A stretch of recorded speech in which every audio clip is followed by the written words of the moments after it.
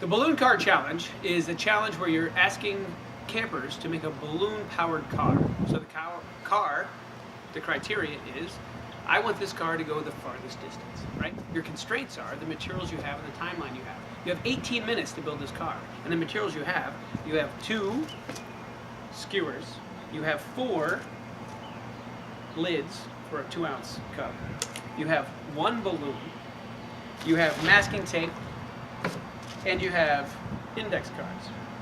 So how do you build it? That's pretty much up to the campers to come up with all kinds of situations. And they are very creative. They come up with really cool stuff.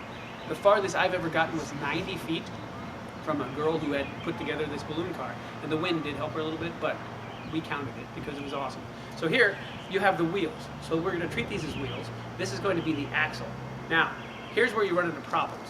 Students will try to put a hole in their wheel by doing this, or doing something crazy.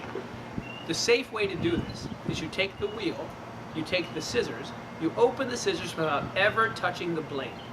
You point the blade down, you put it on the table, and you spin the wheel. So the blade is touching that, you're not in any danger whatsoever. You're spinning the wheel, so you're not pushing anything down. Also too, if you're worried about the tabletop, put something underneath it, like a piece of paper, to make sure that you don't mark up the tabletop.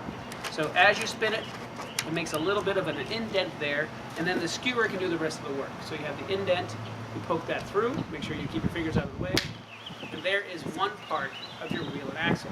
I like to pull it all the way through like this. Do the same thing on another one, and I'll repeat it because this is really important. Open the scissors without touching the blade. Put the blade to the center of the 2-ounce cup lid. Set it down on the table and spin it. That'll make a little indent. Then you take your skewer, and you put it into the hole, and there you go. Now this is a good wheel and axle. The problem is it's not going to work. If you decide to use this index card as your body, and you tape it down, and you're starting to build your car, you might see how it's going to work if I have another one over here. It's not going to spin. A lot of campers think that this is going to spin, and it's really not. It causes too much friction, it's not going to go anywhere. That's why we give you a straw.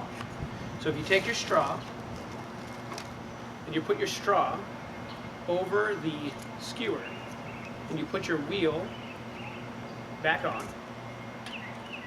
Now, when you hold onto the straw, it spins freely, reduces the amount of friction, and allows it to spin. Now, I've done camps where I've showed them this exact thing, and they still didn't do it. So it's up to you what you want to do. A lot of times I let them struggle and suffer. Most of the time, I let them struggle and suffer because I feel like it's important. But when they start to struggle, I say, why did I give you a straw? What does the straw do? Why is it not moving? Because the tape is stuck to it. So throughout the process, they're going to learn that it's not working. It's up to them to figure out why and how to make it better, because that's what engineers do. So now, once you have this done, you take your index card, you line it up with your straw, tape it to your straw, make another set of this, you take your balloon, and I just do a tape loop. With the tape loop, a lot of students don't even know what that is. If I take my tape and I just stick it to itself, that's a tape loop. I put the tape loop on my index card, and I tape my index card to my wheel and axle with my reduced friction straw. And you can use the edge of the card to keep it square. So it's actually perfectly straight, parallel, so it doesn't turn left or right. Then, you take your balloon,